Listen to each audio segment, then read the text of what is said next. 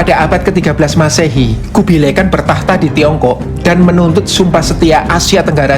Operasi militer pun digelar di Vietnam, Kamboja, Champa, Thailand, Myanmar, Korea, hingga Jepang. Ada yang melawan dengan gagah, ada yang tunduk menyerah.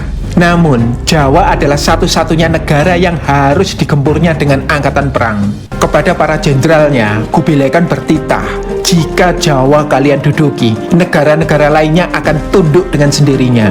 Oke teman-teman, kita masih di Indonesia dan kita akan menelisik loka bersejarah yang merekam invasi Mongol di tanah Jawa, yakni situs Raos Pacinan di Pasuruan, Jawa Timur. Dan kita akan menyelidik mengapa kedatangan Mongol tidak pernah disebut dalam prasasti manapun dan diragukan sebagian orang. Yuk.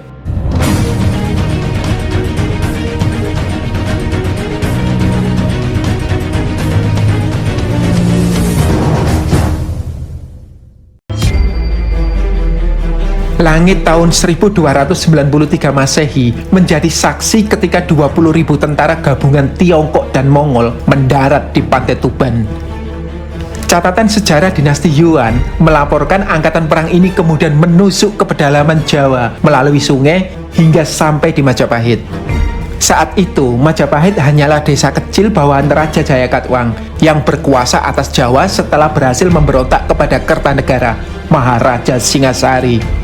Pemberontakan yang menewaskan Kertanegara itu dapat Anda cek kisahnya nanti pada tautan di atas atau di deskripsi. Bagi Dyah Wijaya, menantu Kertanegara, kedatangan Mongol adalah momentum yang tepat untuk membalas Jayakatwang.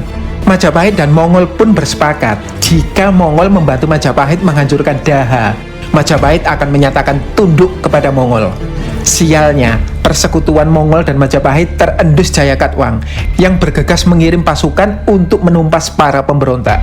Diceritakan dalam catatan dinasti Yuan, Dyah Wijaya dikejar pasukan Daha dan meminta tolong kepada Mongol. Nah, giliran pasukan Daha yang terbirit-birit dikejar tentara Mongol. Jenderal Ikemese dan perwiranya sampai harus menyemangati sang pangeran lagi, dan mereka memutuskan segera menggempur ibu kota Daha.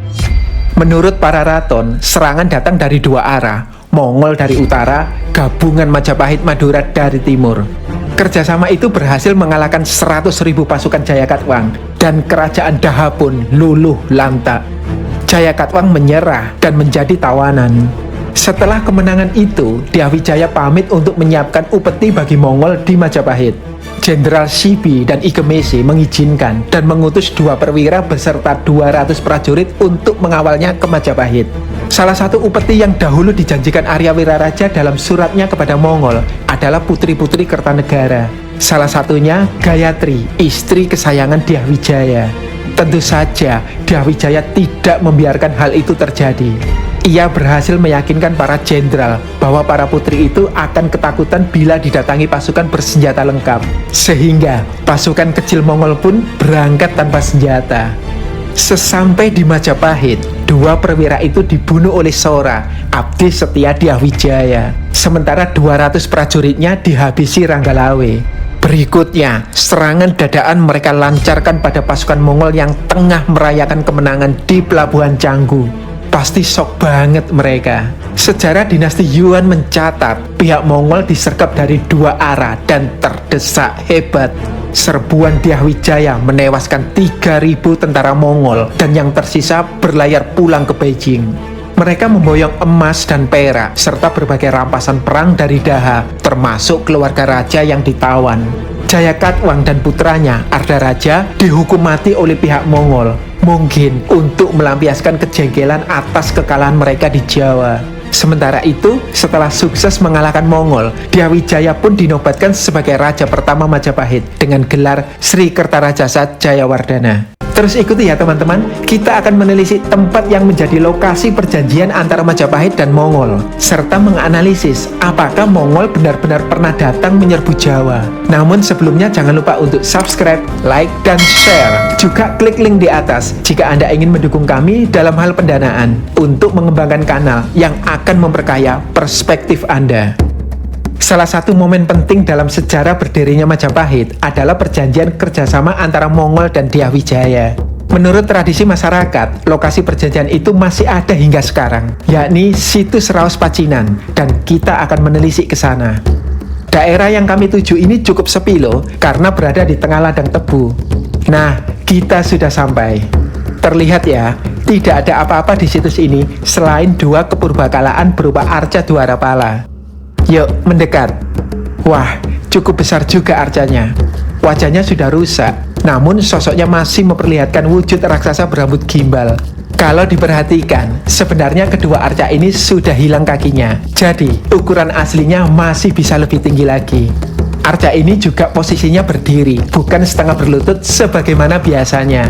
Saya jadi teringat Dwarapala di Candi Penataran Blitar. Mirip ya? Nah, telisik lengkap Candi Penataran yang dibangun oleh 5 Raja Jawa bisa Anda klik nanti pada tautan di atas atau di deskripsi. Yuk, kita kembali ke Raos Pacinan. Lihat, tangan kirinya memegang gada. Tangan kanan Dwarapalanya meski rusak bermudra di samping pinggang. Atributnya simpel tapi cukup lengkap. Ada kelat bahu, gelang, dan upavita di dada. Arca ini memang rusak, namun dari kesederhanaannya kita bisa tahu arca ini belum selesai dibuat.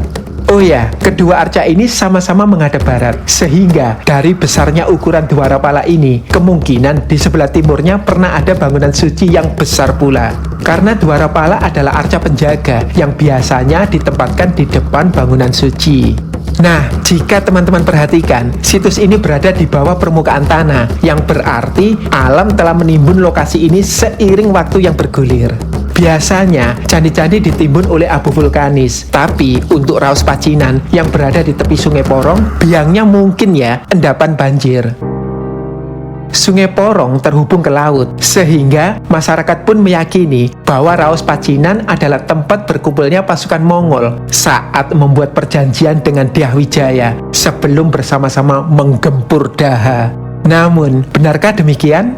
Sebetulnya tidak ada sumber sejarah yang mendukung tradisi tersebut. Sebaliknya, sejarah dinasti Yuan mencatat para perwira Mongol menyusur Sungai Sedayu hingga Sungai Brantas sebelum akhirnya sampai di Majapahit yang memiliki jembatan apung. Adanya jembatan apung menyiratkan Majapahit ada di pinggir Sungai Brantas. Dari kitab para raton pun kita tahu Majapahit dibangun Dyah Wijaya dengan membuka hutan tarik, sehingga kemungkinan lokasi desa Majapahit saat itu ada di Kecamatan Tarik, Sidoarjo, yang memang berada di pinggir Sungai Brantas serta masih memiliki tinggalan arkeologis. Di desa Tarik itulah pasukan Mongol bersepakat dengan Dyah Wijaya. Jadi, peristiwa itu tidak terjadi di situs Raos Pacinan, meski masyarakat sudah kadung mengira demikian. Namun, pertanyaan penting berikutnya adalah, apakah kedatangan pasukan Mongol benar-benar terjadi seperti dalam catatan beberapa naskah kuno tadi? Karena tidak satupun prasasti menyebut secara jelas kedatangan bangsa Mongol di tanah Jawa. Prasasti Sukamerta misalnya, bahkan mencatat Dyah Wijaya berjuang dengan kekuatannya sendiri tanpa bantuan pihak lain. Namun, filolog Irawan Djoko Nugroho memiliki pandangan berbeda. Menurut beliau, istilah Ania Sakti Nirasraya atau tanpa bantuan tenaga orang lain dalam prasasti itu bukan mau menafikan keberadaan pasukan Mongol. Itu karena dari sudut pandang Dyah Wijaya, dialah yang memanfaatkan momentum perang Daha Mongol untuk mendukung agendanya sendiri. Ada epigraf yang menyoroti bahwa kedatangan bangsa Mongol di Jawa hanya ada dalam sumber naskah seperti Negara Kertagama, para raton, dan beberapa kidung. Sayangnya, beliau luput menyebut sumber sejaman dari sejarah dinasti Yuan, yaitu keterangan 3 jenderal Mongol yang diutus ke Jawa, yakni Sibi, Gaosing, dan Ikemesi, sebagai laporan resmi dari masing-masing mereka kepada Kaisar Kubilai Khan. Dari kacamata sejarah kita, catatan Tiongkok ini mungkin sumber sejaman. Namun, dalam kacamata sejarah Tiongkok, mereka sumber primer yang ditulis langsung oleh pelaku sejarah. Nah, mengecek validitas sumber sejarah memang penting sekali ya dalam kita menggali sejarah masa silam. Untuk cara mudahnya, bisa Anda tonton nanti pada tautan di atas atau di deskripsi. Jadi jelas ya, kedatangan pasukan Mongol ke Jawa memang benar-benar terjadi. Namun, kenapa peristiwa sepenting itu tidak dituangkan oleh Dyah Wijaya dalam prasastinya? Nah, menurut epigraf tadi, kemungkinan karena peristiwa itu memalukan baginya, karena dia licik. Licik yang dimaksud di sini adalah karena Dyawijaya mengkhianati perjanjian dengan Mongol. Padahal di Prasasti Gunung Butak, Dyawijaya menyebut pengkhianatan Jayakatwang pada Raja Kertanegara sebagai hal yang memalukan. Ada juga arkeolog yang menyumbang asumsi bantuan Mongol tidak dicatat dalam prasasti karena orang Jawa kuno menganggap bangsa asing, termasuk Mongol, adalah Asura yang harus diusir dan tidak perlu disebutkan. Jujur, saya bingung, ini landasannya apa? Namun bagi saya, kedatangan Mongol ke Jawa masih dikenang orang Majapahit dengan cara yang positif. Karena 71 tahun kemudian, Prapanca mencatatnya dalam negara Kertagama sebagai Arda Muang Wang Tatar atau bersekutu dengan orang-orang Mongol. Kata Arda atau bersama, bersekutu ditulis secara gamblang dan positif. Meski ya, mengingat ini puja sastra, Prapanca mungkin telah menyaring sisi dramatis dan menampilkan sisi normatifnya saja. Yang butuh asupan drama dan suka keributan, baiknya baca Pararaton juga. Bercanda. Yang pasti, seandainya Dyawijaya mematuhi perjanjian itu, ia pasti akan kehilangan istri tercintanya. Majapahit mungkin tidak akan menjadi kemaharajaan besar, dan entah sampai kapan Nusantara berada di bawah cengkeraman Mongol. Nah, seandainya kamu menjadi Dyawijaya, apa yang akan kamu lakukan jika dihadapkan pada pilihan yang sama? Setia pada perjanjian atau bersiasat licik demi menyelamatkan orang tercinta dan tetap merdeka? Monggo di-share komennya ya, pro dan kontra sah-sah saja, asal tetap sopan. Yuk, kita balik lagi ke situs Raos Pacinan. Jika situs ini bukan tempat bertemunya Dyawijaya dengan pasukan Mongol, berarti nilai historisnya nggak ada dong. Nah, begini, ada kalanya sebuah situs arkeologis tidak berkait dengan satupun peristiwa sejarah yang kita kenal. Dan itu nggak masalah, alias tidak mengurangi nilai historisnya. Namun, menurut saya, ada dua kemungkinan nilai historis dari situs Raos Pacinan.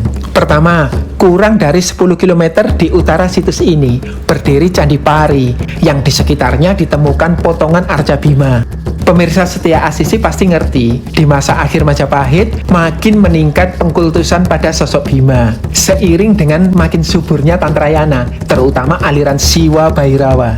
Kemungkinan situs Raos Pacinan adalah sebuah kadewaguruan atau tempat pendidikan keagamaan Siwa, seperti Candi Pari yang pernah kami telisik pada tautan di atas atau di deskripsi.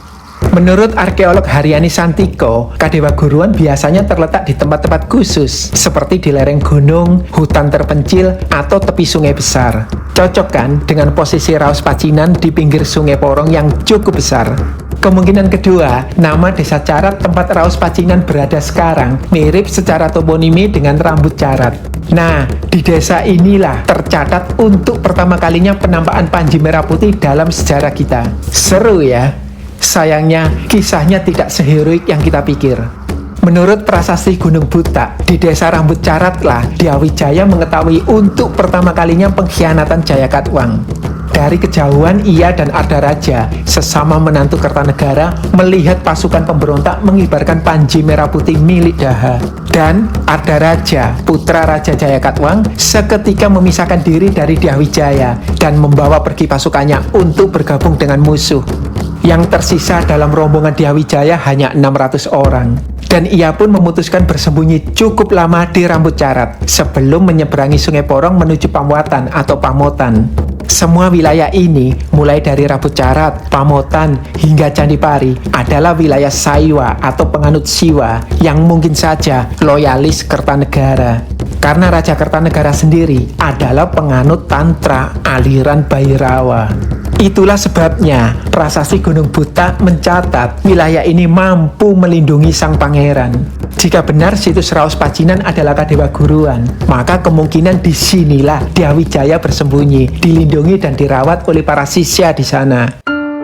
Uniknya, apapun nilai historis yang melekat pada situs Raos Pacinan, semuanya selalu terkait dengan sosok Dyawijaya. Baik itu titik nadirnya ketika kerajaan tempatnya bernaung luluh lantak dalam sekejap, maupun ketika ia memanfaatkan bantuan Mongol untuk mendirikan kerajaannya sendiri. Dan kita sekali lagi diingatkan bahwa Dyawijaya, sebagaimana tokoh besar lainnya dalam sejarah dunia, adalah manusia yang tak lepas dari cacat dan celah. Dan itulah indahnya belajar sejarah, bukan? Kita menjadi paham bahwa kita tidak harus sempurna untuk membawa dan memulai perubahan. Maka, yuk berhenti menuntut situasi dan orang lain untuk berubah. Karena yang terpenting adalah mengupayakan yang terbaik yang kita bisa ketika masalah datang melanda, dan memunculkan keteladanan positif dari dalam diri, agar hidup yang singkat ini kita lalui dengan berdampak.